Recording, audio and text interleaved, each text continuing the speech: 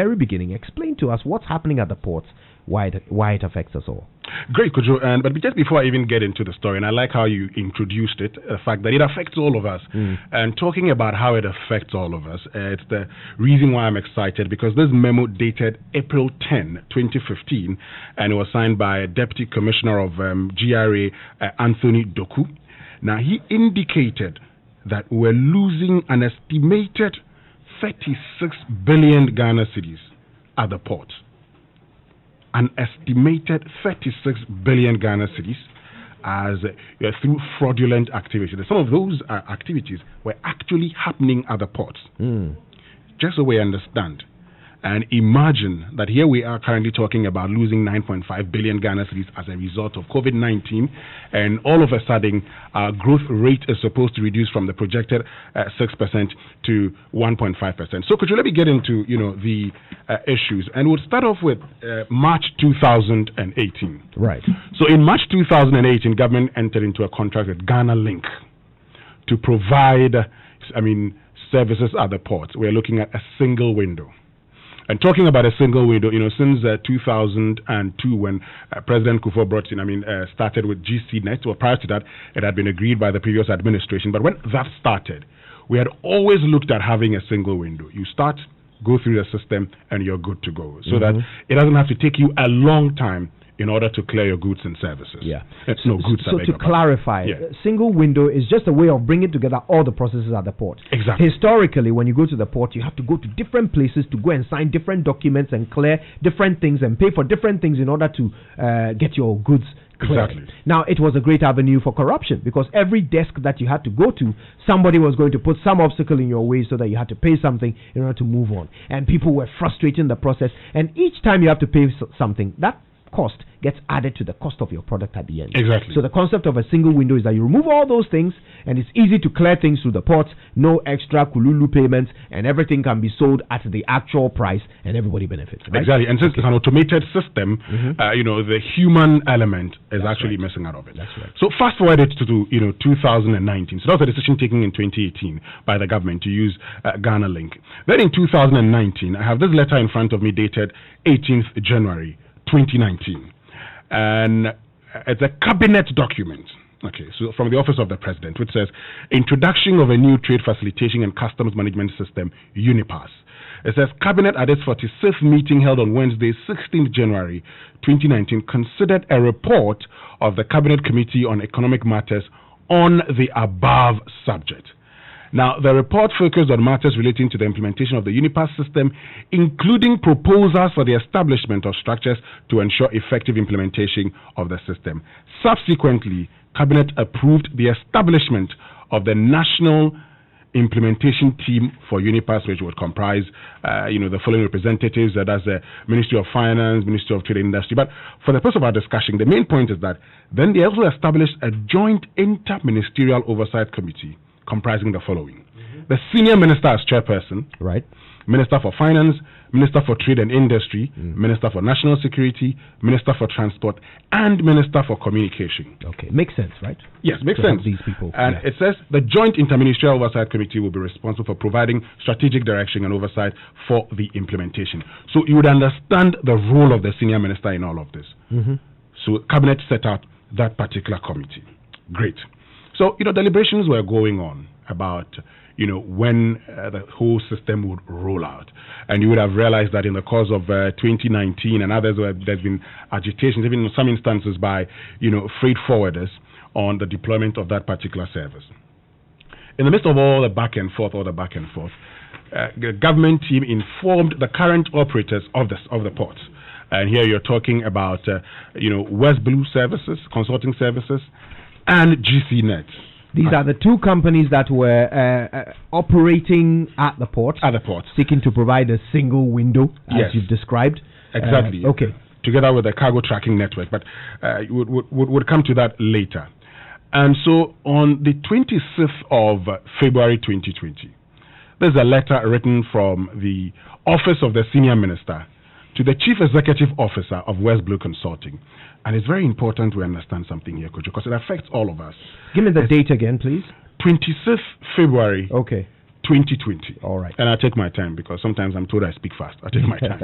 It says, please refer to our letter dated 14th March 2019, requesting West Blue Consulting to continue providing services as we transition into the new customs management service. Okay. Note, we're pleased to inform you that we're beginning to roll out the new system. From 1st March 2020, importers will be required to clear their imports through the new customs management system at the entry points listed in Appendix 1 of this letter. I'll share those entry points with you shortly. Okay. We will inform you about the date and time when the new system will be fully deployed and when imports would no longer be processed through the West Blue pre-arrival assessment report system. So when you are processing import, it would go through the West Blue pre-arrival assessment report system where your invoice, bill of lading and everything. Then the customs would actually provide a CCVR, the Customs Classification and Evaluation Report, which would then be taken to GCNet for you to make payment of your duties and all of that. So that's how the system was working at the port.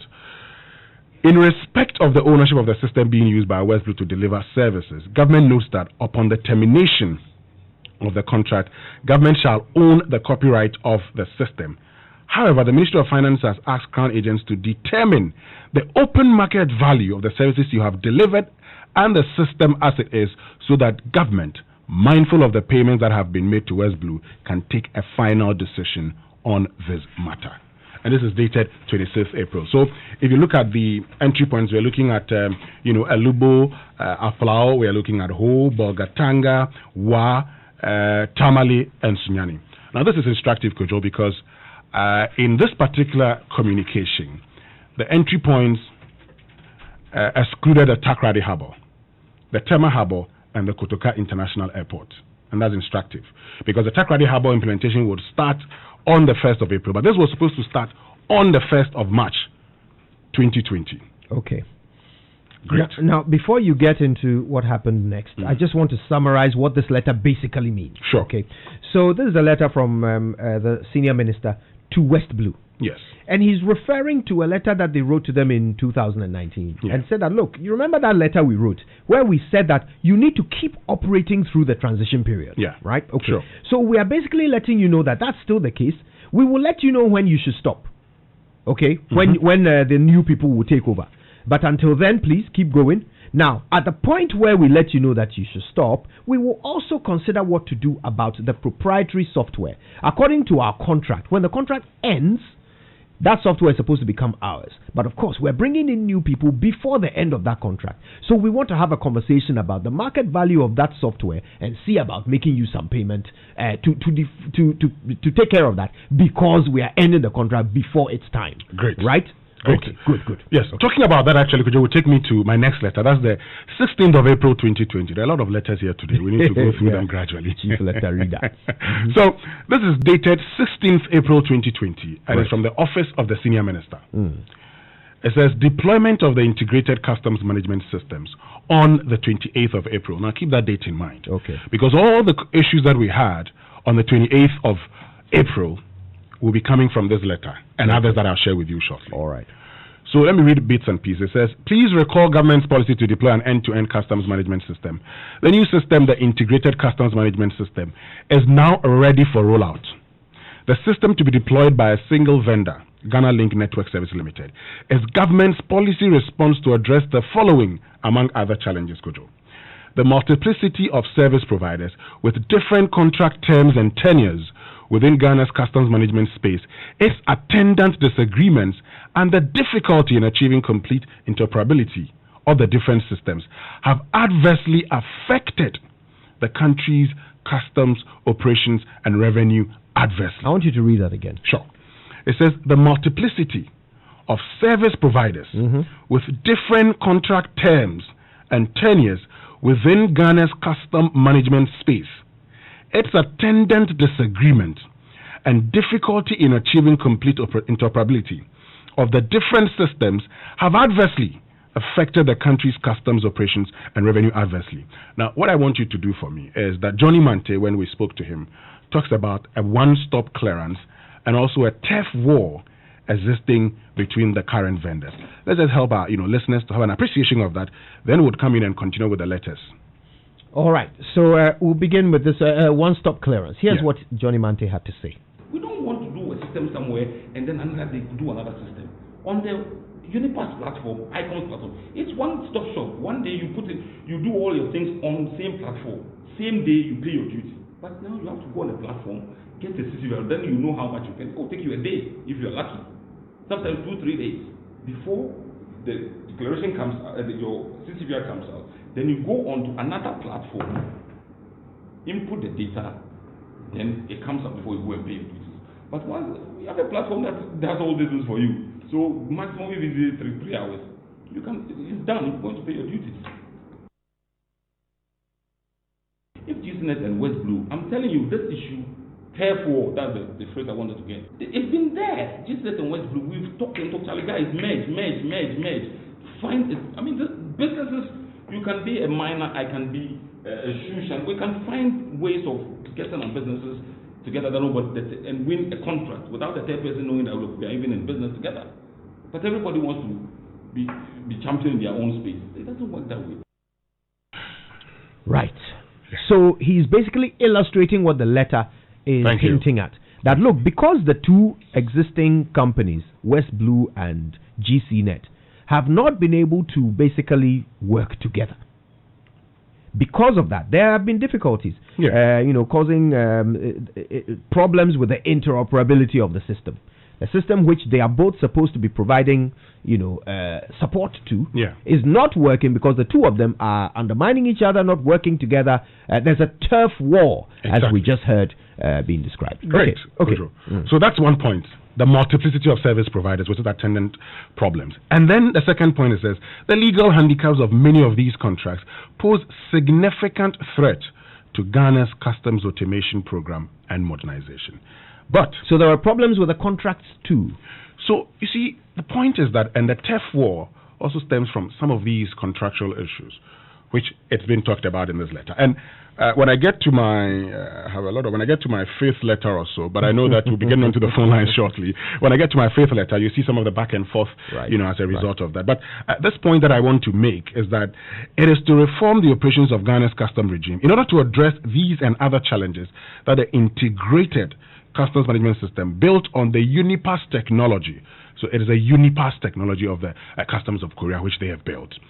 Is being deployed. It says the new system takes off at midnight preceding the Tuesday. I mean, these are how the words of the letter. The Tuesday, 28th April 2020, from which date all custom processes will take place within the new system. Now, this is instructive. By this letter, you are invited to submit claims, if any, with justification that you may be entitled to following the discontinuation of your service. Okay, so I've heard three terms. Yes. ICAMS or ICMS, Ghana Link, and Unipass. Okay. My understanding of these three, and I want you to correct me if I've got it wrong. Sure. Is that Ghana Link is the company. The product that's going to be used to manage the single window is the ICMS or ICAMS. Sure. And the technology that makes that product work is called Unipass. You are a sharp guy. You are a sharp guy.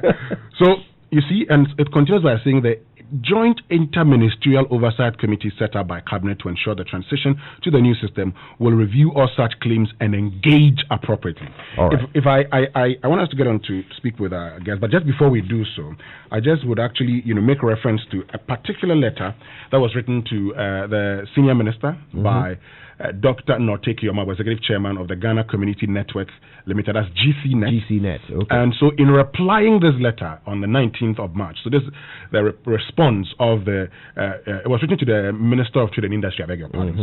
So, this is the response for the Ministry of Trade and Industry, and in that particular response, yes. So, talking about claims.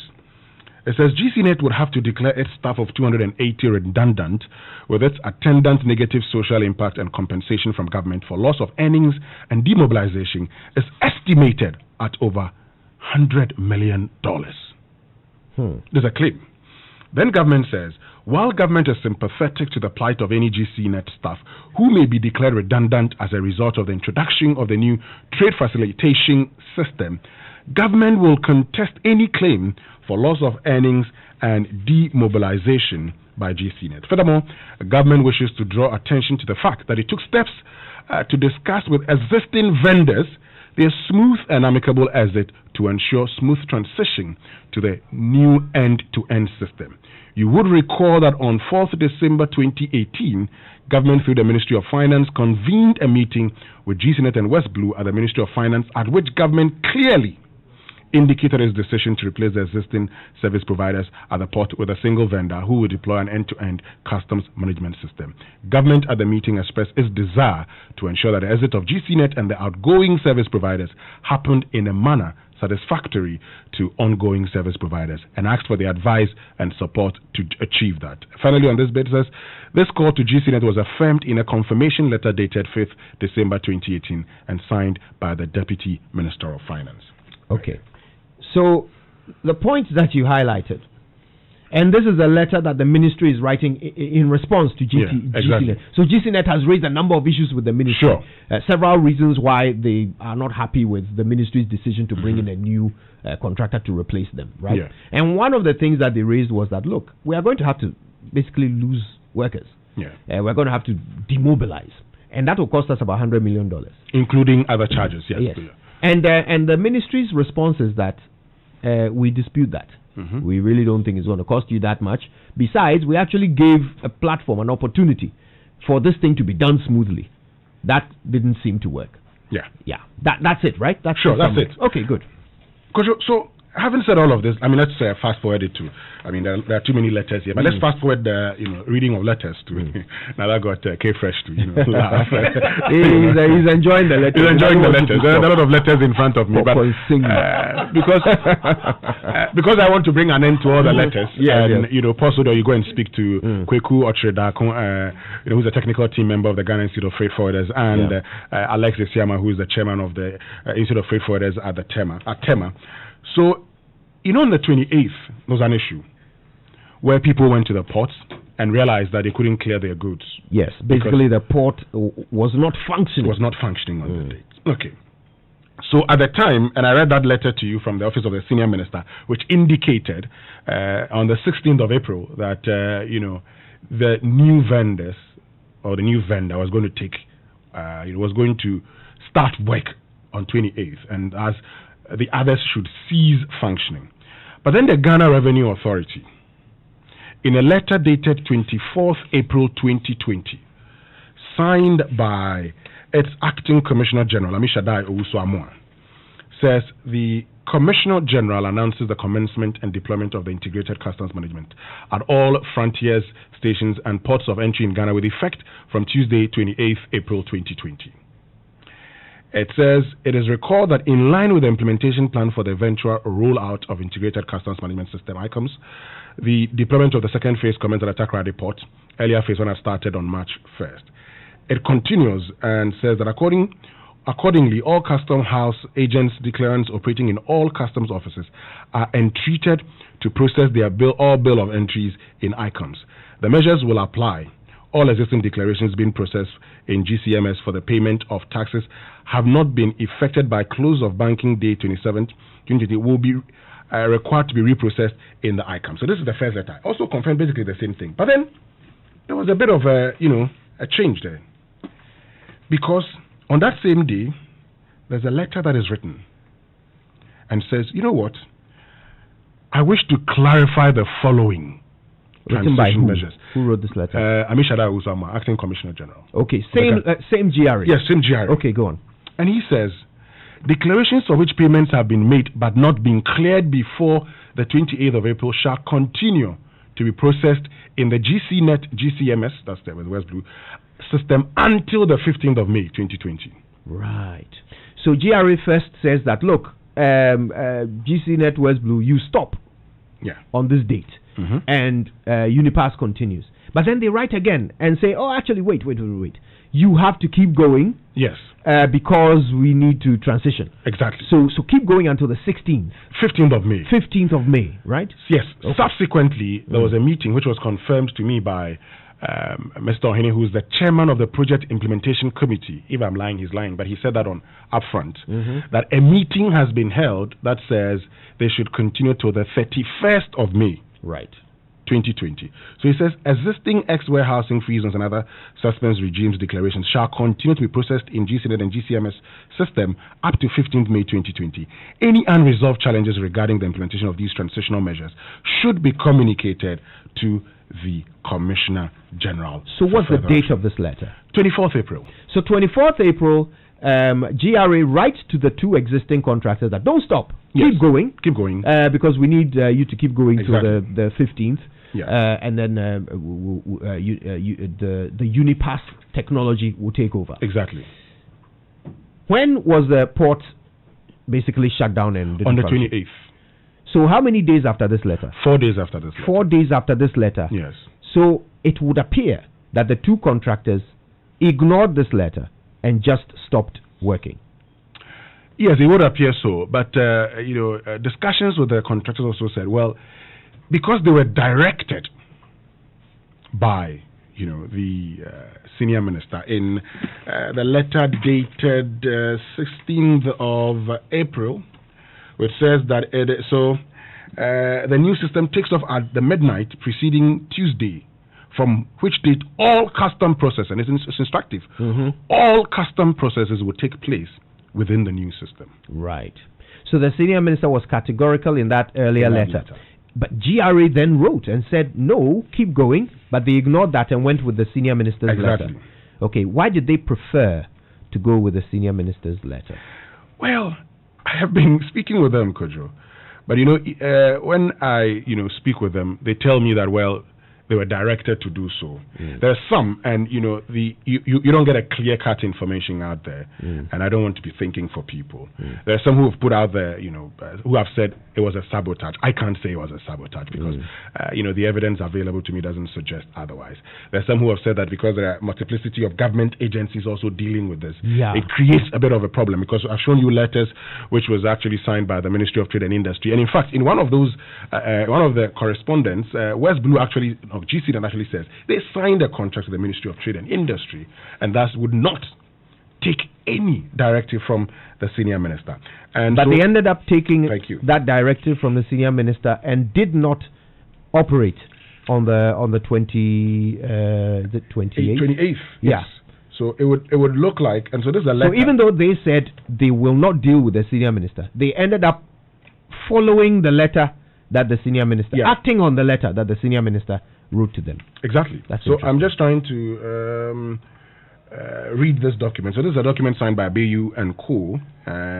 To the office of the senior minister. It says, as you are no doubt aware, the office of the senior minister is neither a party to the service agreement nor a designated party for the purposes of notices or directives under the service agreement. Please note that our client is aware of the several steps the office of the senior minister has taken to interfere with the performance of the service agreement. Our client has continued to engage with the office out of difference, but henceforth, in order to act in accordance with the provisions in the service agreement, we have advised our client to only react to notices and communications it receives from within the appropriate legal parameters sanctioned by the service agreement and the Ghanaian law. The service agreement was signed between the Ministry of Trade and Industry, acting on behalf of the government of Ghana, and GCNet. So lawyers for them, that's Bayu and Co., say they are no longer going to be dealing with the Ministry of Trade and Industry because they think that the Ministry of Trade and Industry is not a party. You mean the senior minister? Senior minister is not a party. But strangely, they decided on the 28th to go by what the senior minister had said. Even though their lawyers say they don't recognize the senior minister as a party to the contract, they went ahead and did what the senior minister has said, which is stop operating. Yes. Now, let's find out what that decision cost us as a nation. Alex Esiama is the chairman of the freight forwarders in Tema. Ikweku Ochredako is a technical team member for the Institute of Freight Forwarders. They're both on the line right now. Good morning, gentlemen. Good morning. Is that Mr. Esiama? Yes. Yes. Thank you so much for your time with us. So we are trying to understand on the 28th, when everything came to a standstill, what impact did that have on your work and on trade in general. Thank you very much. And good morning to your listeners, and good morning to your colleagues in at the studio. Yep. I think it was 2 days. There was a huge impact, actually, on the part of we, the freight forwarders that use the system, and then also, most importantly, to the customers that we have, the importers, and then also to them itself, because duties were not paid. And when it happens like that, governments to lose some revenue, and then the port also starts getting congested. So these are basically the part that we had. And operations at the port. Okay, so nothing moved. You weren't able to clear anything, and obviously that meant that suppliers and importers didn't get their goods. Spare parts dealers, all of these people, nothing came through. People's stuff got delayed, and of course, ripple effect. All right. Yeah. But help us understand. We are now being told by government of Ghana that there is a need to bring in this third player, Ghana Link, to come and deploy this ICMS product with the Unipass technology. That this is the solution to a problem. So what was the problem? I mean, you've been operating there for years now. What exactly was the problem that required a new contractor to be brought in? Right. You see, system have changed over the period. Before even GCNet came, there was a system in operation, and then as years go by, you need to advance.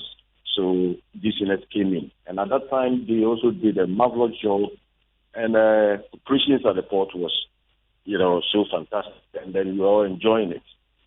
Then as we go along, government decided to bring this new system, and the understanding is it will help us to do work faster, and then government will also have revenue assurance, and then quality assurance. So, that is the reason for the new vendor. And so far, what we've seen, and in fact, what we were told in the beginning, and what we've seen, it looks like, there will be some kind of, when you start a process, you go through, different stages. But with this new process, it has cut down some element, in the process. Right. So, yes. So, from your perspective, this is an improvement as advertised. Yes, of course. Okay. Yes. Now, help me understand. We've been told that there was a turf war, that somehow GCNet and West Blue were not playing nicely. You are the ones who were using the system. Did you see evidence of this? Is it true that the two parties here were making things difficult for you? You are right. Some of these things, it is so difficult for you to identify, when there is some kind of a war between two companies, trying to provide one service for the people of Ghana. At some point, you will see some kind of break in the system for some time. Sometimes it takes some hours, sometimes it takes some days. So for me, I would not be surprised if I hear that there was war. I can identify it from where I'm sitting, but if that is what is being said, then I think it's true. Maybe that is the reason why sometimes we get some kind of downtimes, and then it takes some hours, and sometimes it can take days. Okay, so this was characteristic of the previous arrangement. You kept having downtimes and glitches and pauses in service, right? Of course, yes. But were any explanations given to you for these anomalies? Sometimes, yes. They give explanations. Sometimes, they only tell you about, systems that, all over the world, sometimes systems go down. Then, then they come back again. So the explanation that they give, obviously, they won't tell you that, it is because of the other party not, doing it's work well or something. So what sort of explanations were they giving you? Oh, basically, they will tell you that it's system failure most of the time, and then sometimes to the network system.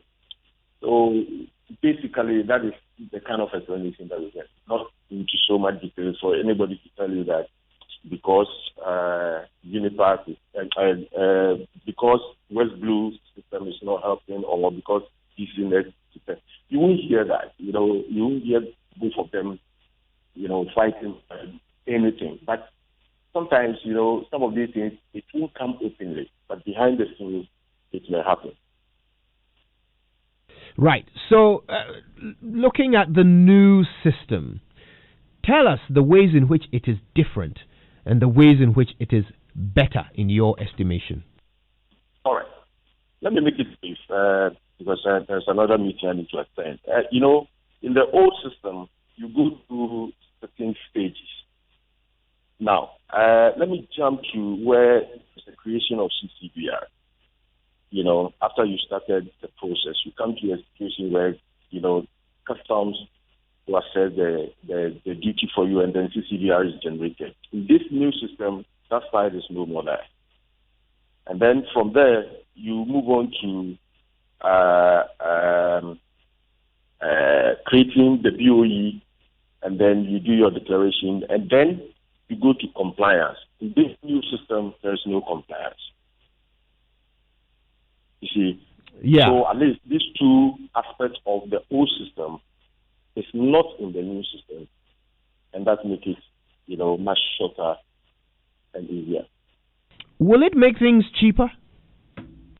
Of course, time is money, they say. So if this one is going to save time, then it means that it will make things cheaper. If it's saving time, then it will make it cheaper.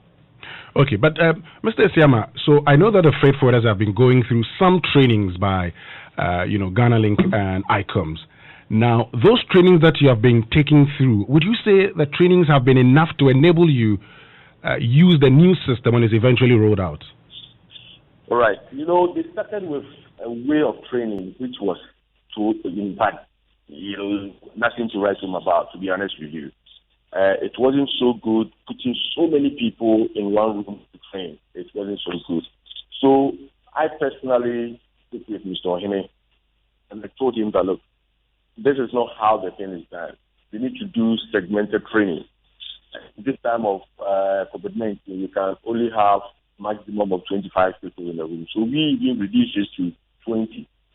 So we had segmented training for 1 week to be able to train all our members.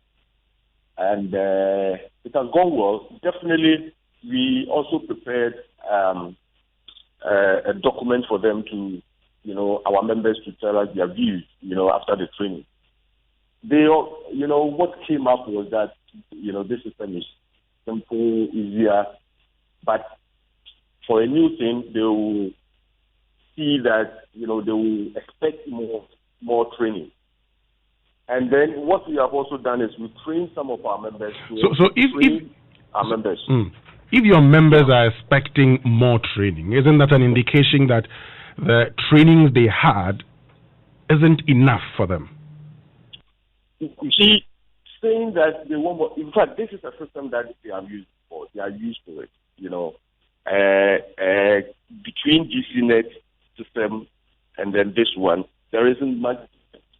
So moving from one step to another and those kind of things are nothing much, difficult for our members.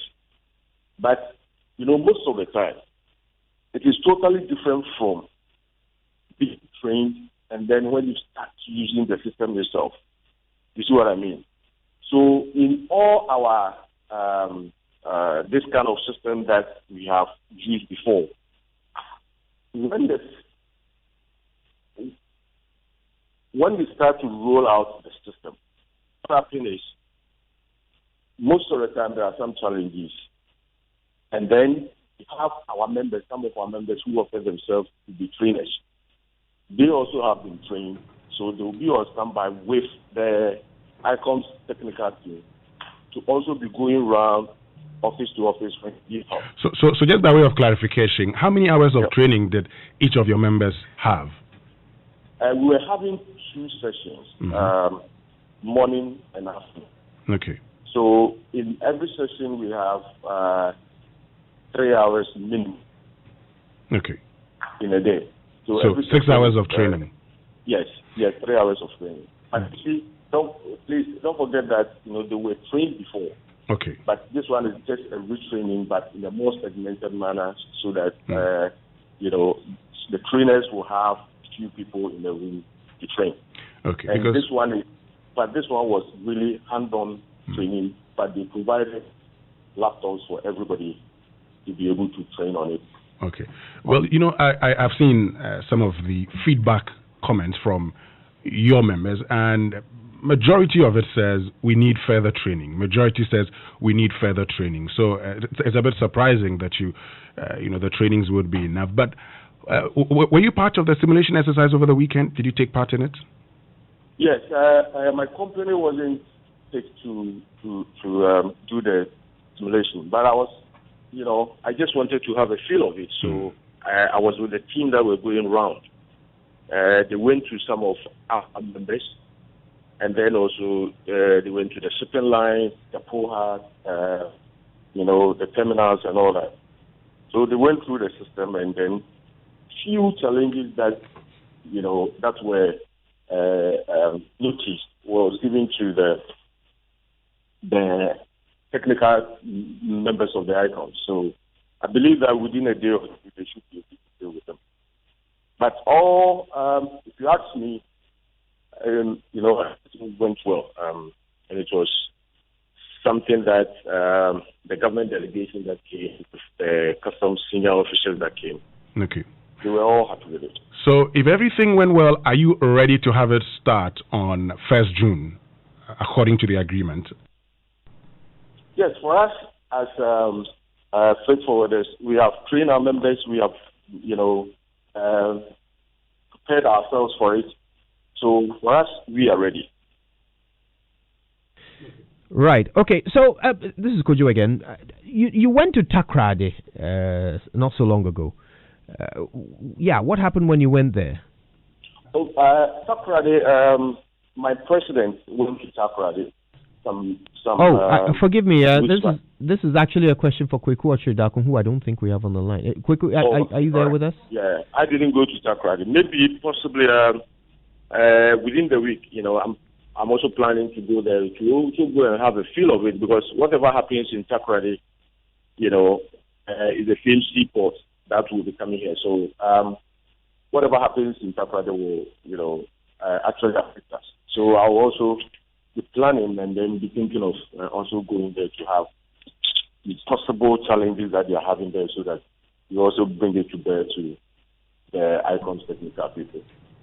Okay, so final question for you, Mr. Siama. The last time we spoke, you said you would want it to, you want the transition period to last an additional 3 months. Do you still stand by that?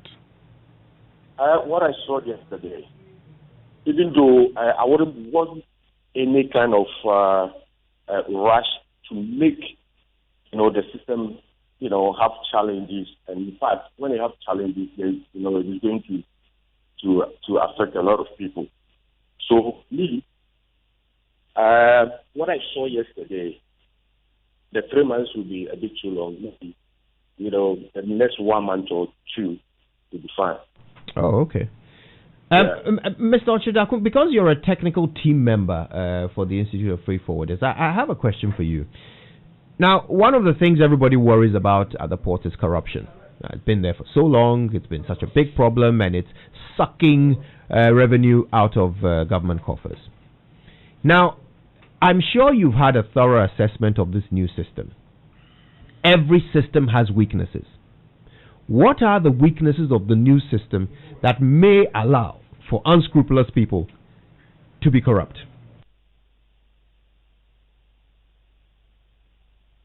Hello, Mr. Ochidakun? Hello? Hello? Yes, are you there, Mr. Ochidakun?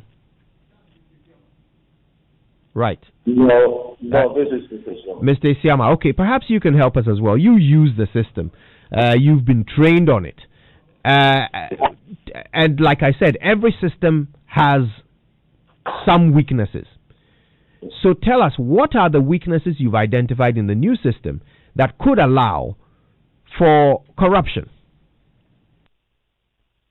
So far, honestly, I haven't seen it yet. Maybe as we go along, we'll be able to identify them. So at the moment, as from where you stand, this system is foolproof. I can't say foolproof until we start using it, to be honest with you, because sometimes, some of these things you see it on the surface. For instance, the simulation that was done yesterday, had some few people sending in documents or throwing in some information into the system. And Tema is the biggest entry point in Ghana. So when they start and then all sort of information is being poured into the system, that is where we will actually know, the robust nature of the system. But they have assured us that is what it is. So until we start using it and start pouring so much information into the system, I won't be able to tell. All right. Mr. Ochudako, let me ask you this as well, and since we're talking about weaknesses and strengths of the new system. According to Mr. Isiama, he is yet to see any weakness that might allow for potential corruption. But you're a member of the technical team. How about you? Have you assessed the system, and do you see that there might be any weaknesses that will allow for corruption? Every system has weaknesses. What are the weaknesses of the new system? Well, let me say good morning to your listeners this morning. Just as my chairman just said, Mr. Siama is the chairman of the Tema district, just as he said. Those of us in Tema are actually yet to see whether the strength of the weakness in the system, because in Tema, the system is not yet being deployed as I speak. Since Saturday and Sunday, we've been doing what we call simulation, kind of stress testing the system to see how it works. So let's say for Tema, we have not actually seen the system yet. It's not been deployed yet. So when it comes to weaknesses or strengths, we can't speak to it. But when it comes to maybe some few challenges that have happened, for instance, in Takoradi, that we have earlier spoken about it, about delays in the system, how long it takes to process the documents on the system. That is those are some of the challenges that we currently know now. And I think we have even done a report and then given to the Minister of Trade for them to see if they can resolve those situations. Because some of us are saying that if they're able to resolve the problems in Takoradi, then ruling out the bigger picture in Tema will be a bit comfortable for us. But if the Takoradi problem still exists, or if they still persist, and then in spite of all those challenges, we still go ahead and implement the bigger picture in Tema, that is where some of us have a little bit of challenge with it. So what are the problems in Takoradi? Yeah, like we have earlier said over and over again, delays in processing of documents on the system, difficulties in matching manifest after pre-manifest, processes.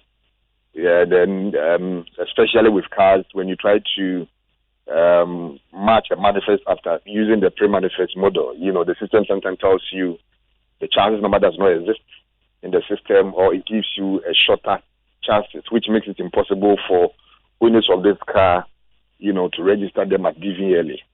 And a host of them. And we have actually tabled them down for a review. And I think tomorrow we have a committee meeting with the Unipass team. So we have decided to, bring out some of these issues and see how they can be resolved in tomorrow's meeting. Right. Now, Unipass is a new player, and every time a new player is coming into the playing field, there are teething problems, which is all expected. We've seen all of that unfold in this case. But how confident are you that going forward, this system will not fail? Well, let me say, if they listen to what we are saying, and then their readiness to solve the problems as and when they come will give us that confidence. But if that is not done, then, like I said, that confidence that you are asking will not be there. Because, for instance, we have identified certain challenges, and then we have brought it back to you that these are the challenges going on. For instance, in Takra, the people put in their declaration, and it takes a week or two, for it to be processed.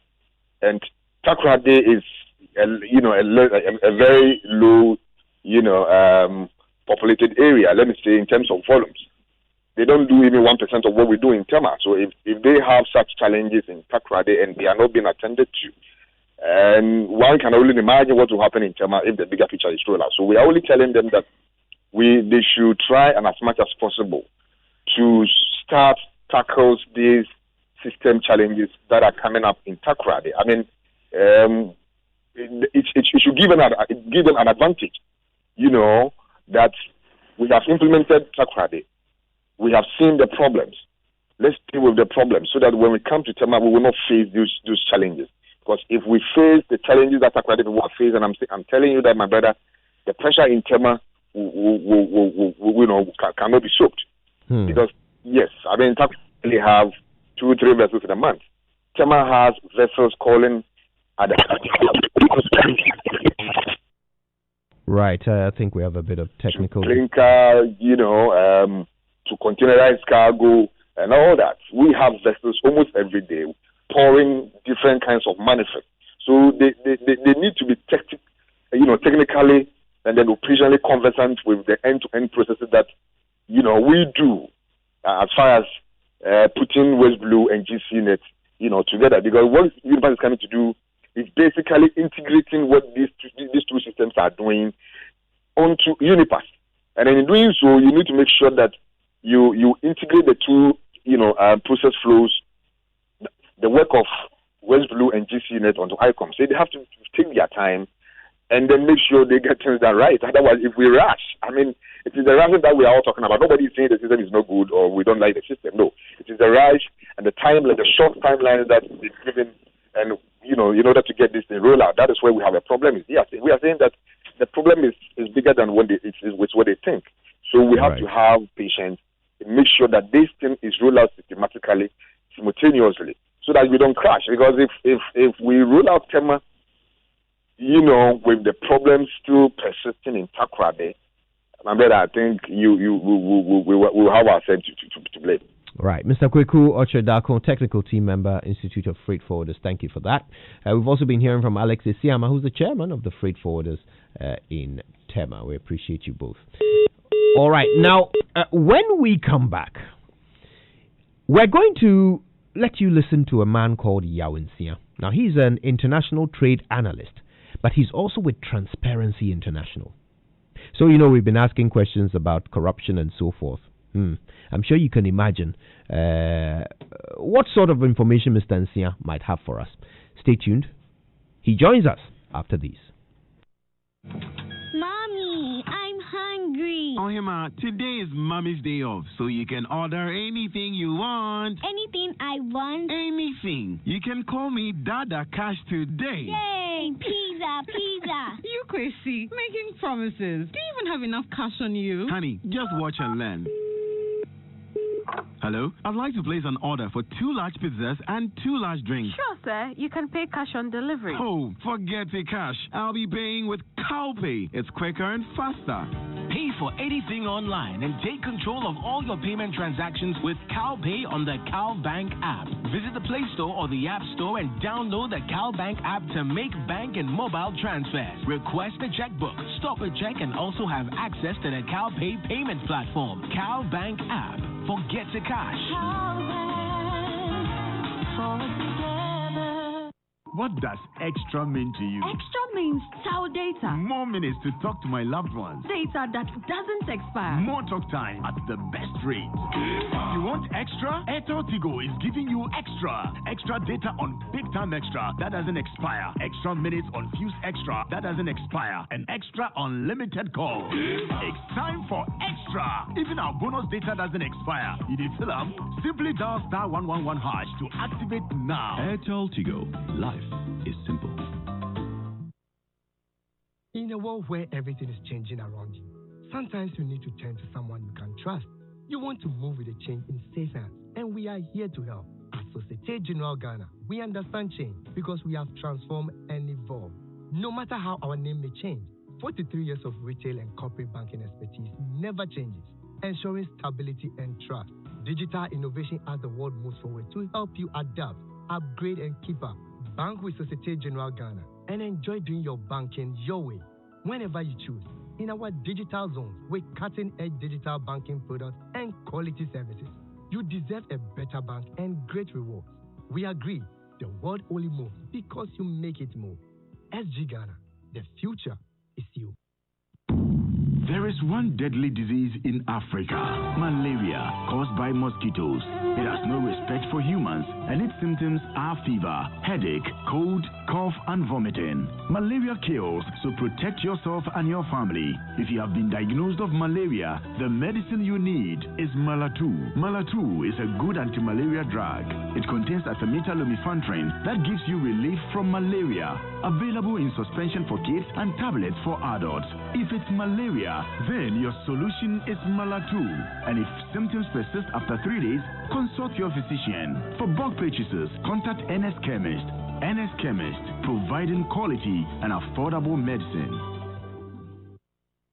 Oh no, I miss shopping at my affordable and most convenient shopping mall in Ghana. When will they open? You mean West Hills Mall? They never close. Your favorite mall is open, providing all the essential needs. Wow, how did I miss that? Well, open your eyes, my dear. AC, Kweku, now that you're home, get yourselves ready. Let's go shopping at West Hills Mall. Go on and have fun. Now, let's go shopping. Yes, but only if you're going with your sanitizers and nose masks. I hear West Hills Mall doesn't joke about anti-COVID safety protocols. Baby, I got you covered. Don't worry. West Hills Mall, Ghana's biggest, best stock and most secure one-stop family shopping center with this spacious hallway, huge parking space, food court, recreational and entertainment outlet. Remember to always wash your hands with soap and running water. Let's go West Hills Mall. It's time for Extra. Our unlimited Airtel Tigo bundles now last extra long. Simply dial *111# to make unlimited Airtel Tigo calls for 6 whole months at just 20 Ghana cedis. To the film. Airtel Tigo. Life is simple. Now I know we are all bummed out that Easter came and went in a split second. Aww. But at Samsung, Easter has been extended in the Samsung Easter Extravaganza. You can still shop for your favorite Samsung appliances at juicy discounts. Get a 32-inch Samsung Satellite TV for just 899 Ghana cedis. 40-inch Smart TV with Netflix for 1,899 Ghana cedis. A 4-star energy-efficient twin cooling plus fridge for 2,999 Ghana cedis. Our inverter AC to save you the hassle with too much electricity for 2,999 Ghana cedis. Our top-load 7 kg washing machine for just 1,699 Ghana cedis. And so much more. All you have to do is to visit a Samsung authorized dealer. Don't forget your face mask, wash and sanitize your hands at the door, and happy shopping. We're extending the goodness of Easter while keeping you safe in the Samsung Easter Extravaganza. Hurry now. Samsung, imagine what we can build.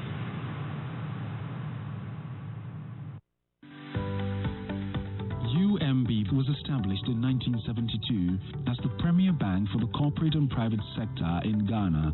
From our very beginning, as the only Ghanaian bank serving all categories of businesses, we set a standard for excellence and innovation over the past 45 years. We've built a financially healthy and strong bank, demonstrated our commitment to our customers and to growing businesses, and exhibited originality and innovation at every turn. At UMB, our focus is built around people, service, products, and technology. These are the key to our present success and our future triumphs. At UMB, we're poised to make a difference not only with our customers, but also in the banking industry. We invite you to share in our future. Our future starts now with you. Abna, why are you crying? Why wouldn't I cry out? This has become unbearable. Everywhere I go, I'm treated like an outcast. At home, at work, at the hospital, even at the market. Is it a crime to have TB? Is it a crime to have HIV? It's better I die. Why? No, Abna, you can't give up and die. Indeed, a new dawn has come for persons living with HIV and those suffering from TB and sexually transmitted infections. WAPCAS, in collaboration with the Ghana AIDS Commission, is shedding light on our rights so we can enjoy equal rights as captured in the Ghana AIDS Commission Act, Act 938. Rights to quality health care, non-discrimination, equal work opportunities, and education. You may call WAPCAS on 030-224-1452 or 055-6233-663 to report any act of discrimination. WAPCAS. Here for your rights. WAPCAS and Act 938. Here for life. This advert is brought to you by WAPCAS with funding from the Global Fund. Be happy.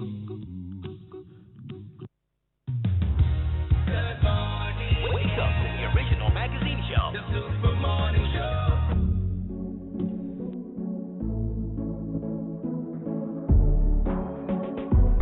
Coffee in your cup and joy on the set. The Super Morning Show is always the best bet.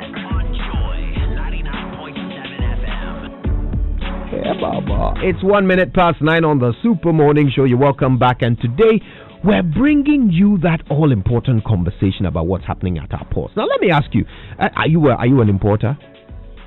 Yeah. Okay. So you probably find yourself very easily in this conversation. After all, you work at the ports. You bring things in, and you've got freight forwarders working for you, bringing things in. When they have problems, they report them to you directly. You probably know a lot about what we're discussing already.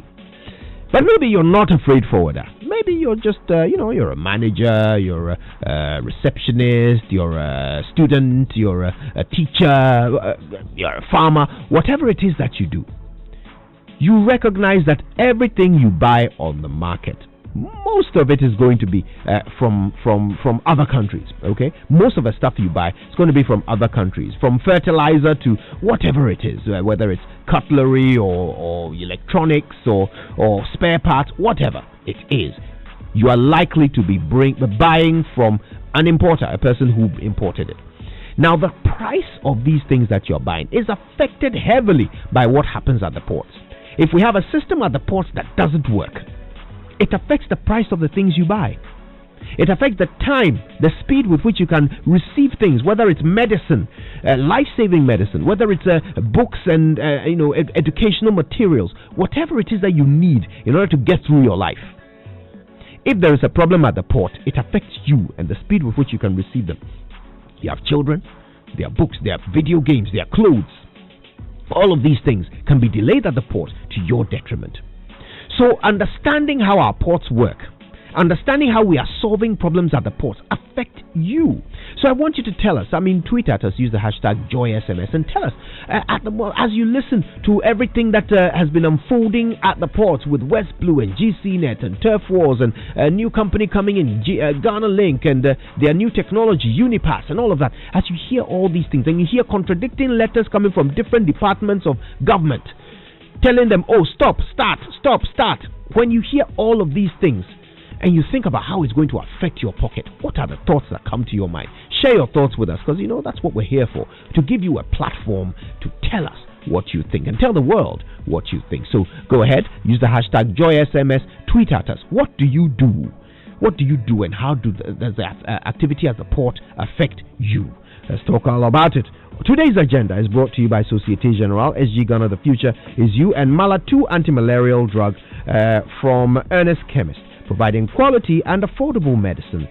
So, dear student, as you stay safe at home during this COVID-19 period, here's some advice from Absa Bank. They say you can use this time to gain work, money, people, and entrepreneurial skills through Absa Bank's free e-learning platform, Ready to Work. Now, Absa Bank Ghana, through its Education and Skills Development Program, is offering educational support to tertiary students through its free online learning platform as we all stay at home. Absa has Ready to Work, an initiative that helps to prepare young people for the transition from school to the world of work, and it equips them with contemporary competencies employers expect, as well as the skills needed to become a successful entrepreneur or employee. So go to readytowork.absa.africa to register and complete the modules within a month, and the first 2,000 to complete all modules will be rewarded with free data. Isn't that nice?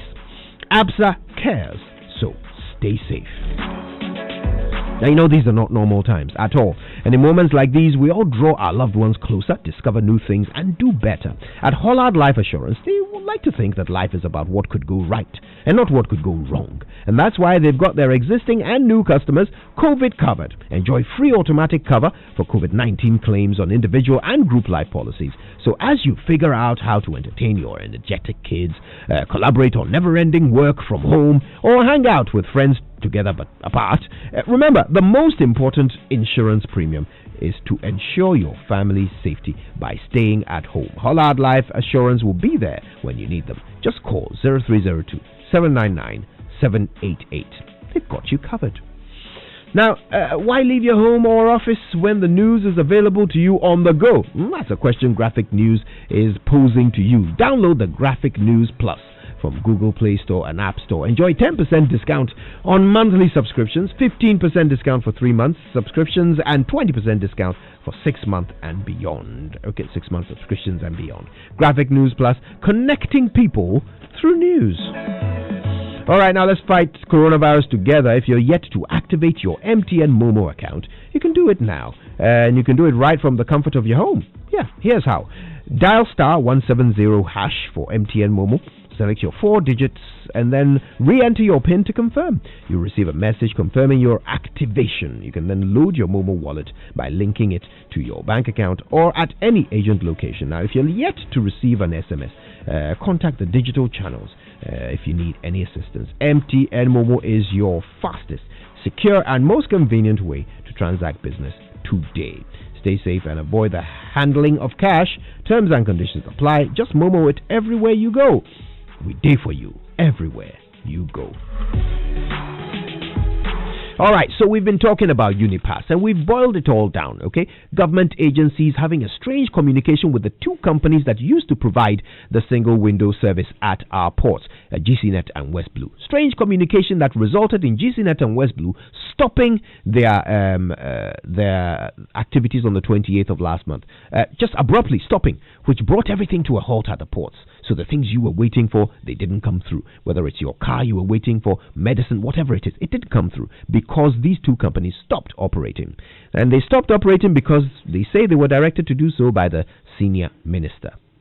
So this multiplicity of communications and difficulty in the concluding of these 2 contracts in order to bring in the new solution, the Ghana Link solution, the UniPass technology, which is called the ICMS, in order to bring this thing in safely.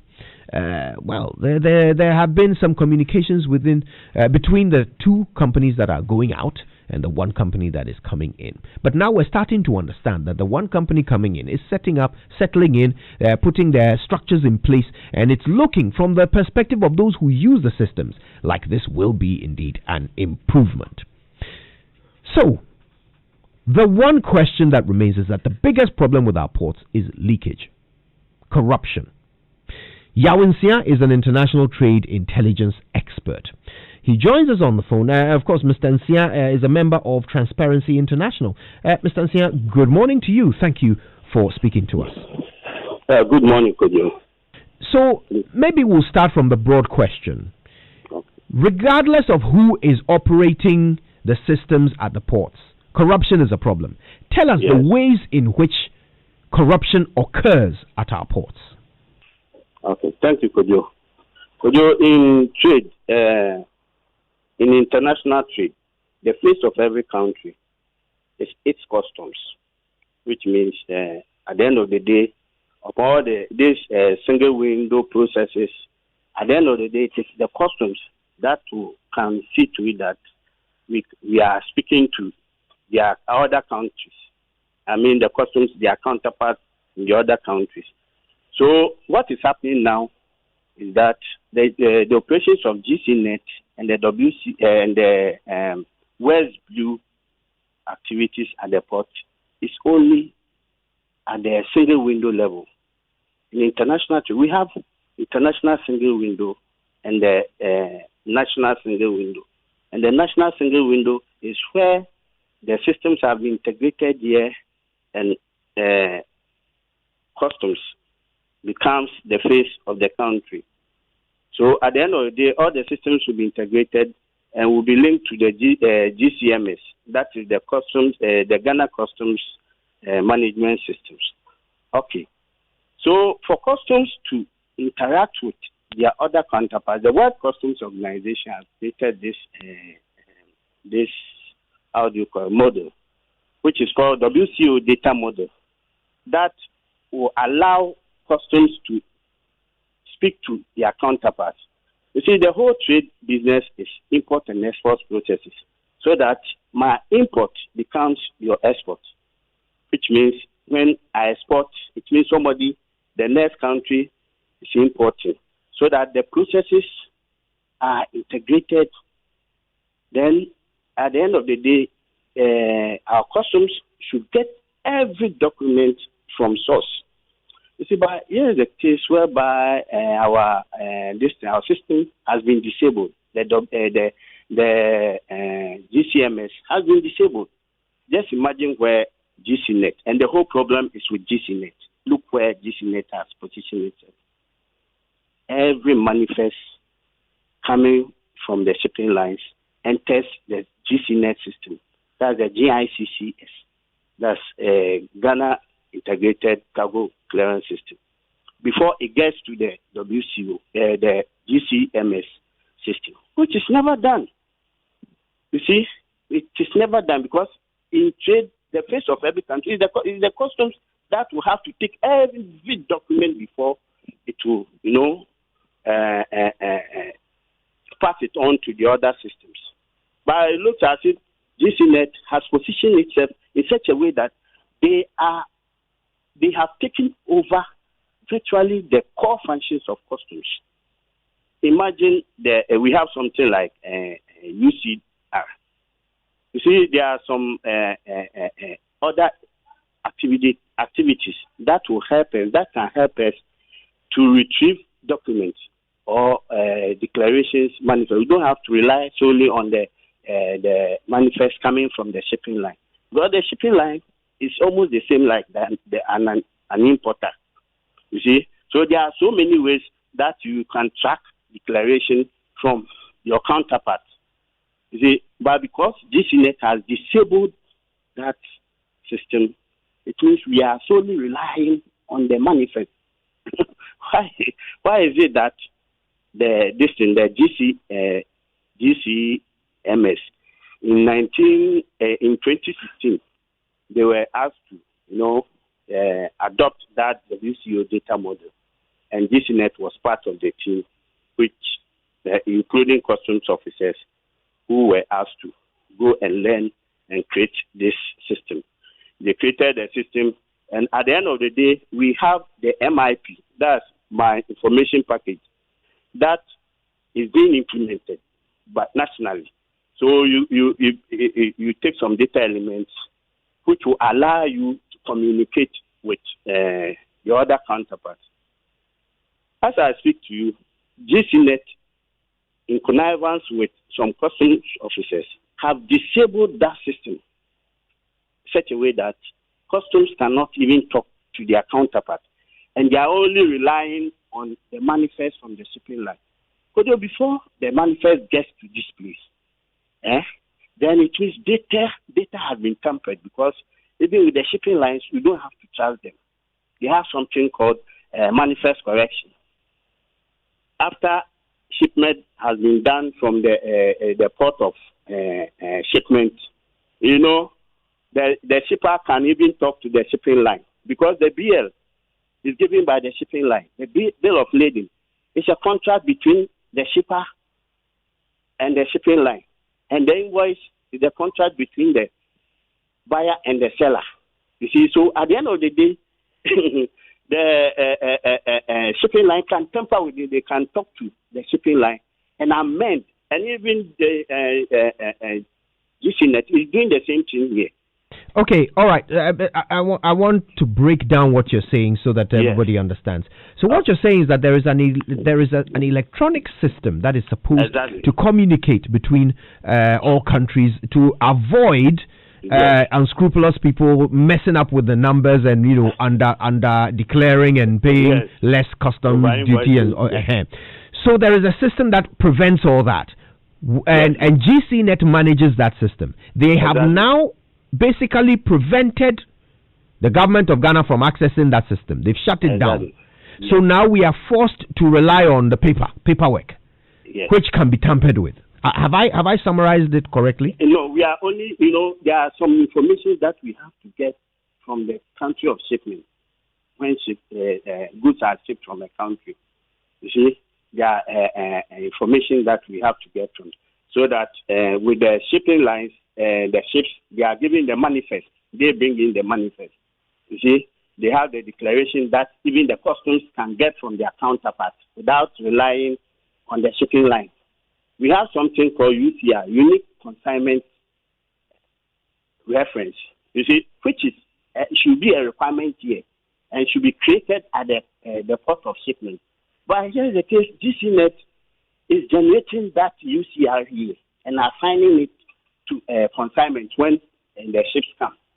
That's why they position themselves in such a way that when the ships come and they get the manifest, they can assign those uniquely so that it will look like the system is perfect. But their system is not perfect.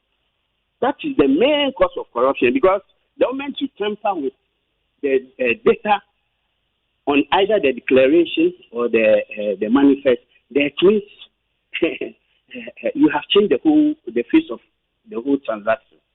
You see, so for the government to make sure that we eliminate corruption in our system, Unipass is a perfect system. We have the administration information system and everything, so that when they integrate with the legacy system, which is the GCMS, which has now become the ICOMS, yes, now it's up to the government to make sure the legacy system is restructured. Other than that, the problem will be there. Okay, now, because it's your area of expertise, there are a few technical terms flying around, and I want to demystify them. So what you're saying is that when the Unipass technology is employed, it will still require this element that GCNet is holding on to.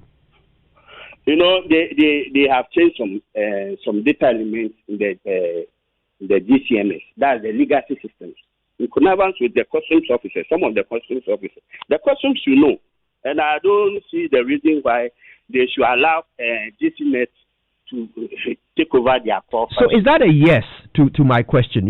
I'm hoping for a yes or no there. Yes, they have to change some things in the GCMS. Right. Yes. They have to change some of the data elements. Right. And there are some policies like maybe we don't have to rely solely on the manifest from the shipping lines. You see, we can also rely on the UCR.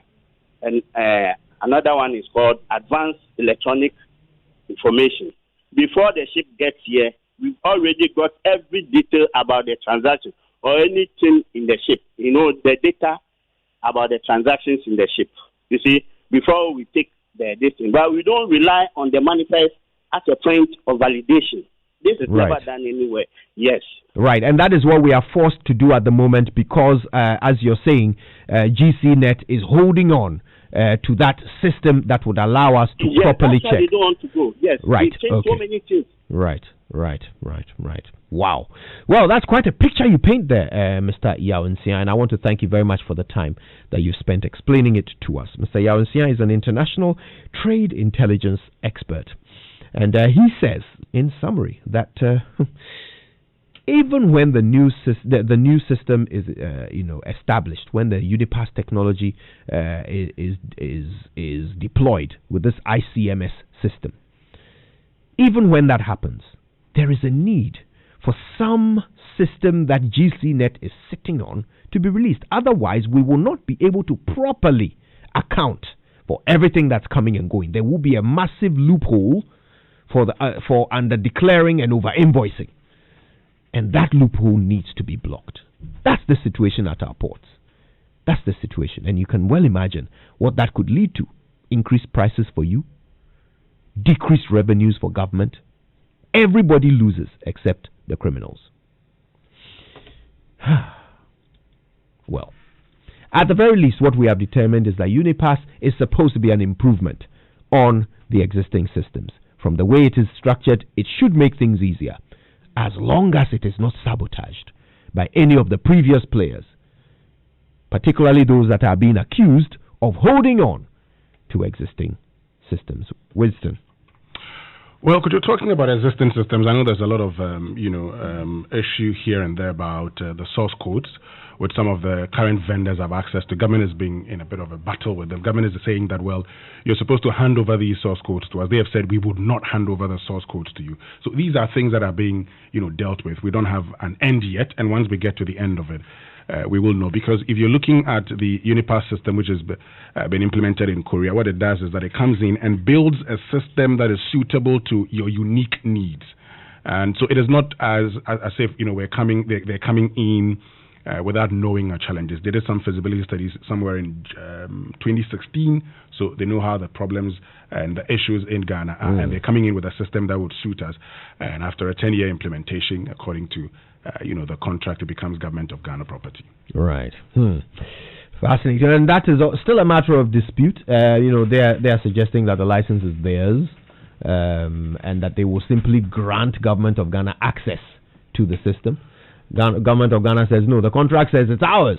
Well, you have to make, so when I showed you the letter that talks about how much that is going to cost them, they've talked about, the payments that will be due them as a result. Government of Ghana in itself has indicated in one of the letters that I shared with you that they would, value the system and make payments adequately.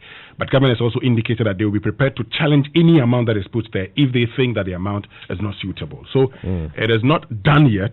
They're still in negotiations as to how much it will cost. And this is something that could end up in the courts, and the determination will be, made at the courts. Fascinating.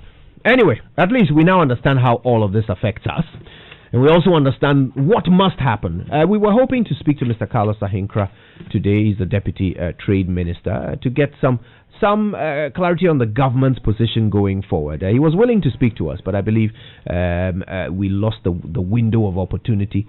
He had a meeting and he had to step into that. We will try and get Mr. Ahinkra to speak to us and clarify some of these things so that we can put this matter to bed, fully understanding that our ports are safe and that looking into the future, revenue will go up as long as we're doing the right things and the right people are in place.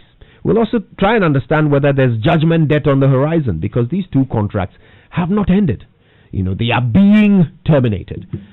We have to understand the terms under which that termination is also happening. So much more to explore. But until then, Winston, thank you so much. That was quite a look, quite an insight into what's happening at the ports. You're welcome. Right, more to come on the Super Morning Show, particularly this campaign that we are not messing with. Stigma.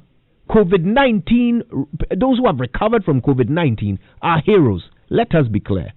It's not a matter of opinion, it's a matter of fact. They fought COVID-19 and they've won. How are we then stigmatizing them? We, who don't know whether we have it or not, who don't know whether we will survive it or not, we think we are in a position to stigmatize them who have beaten it. Ochreden, more after these.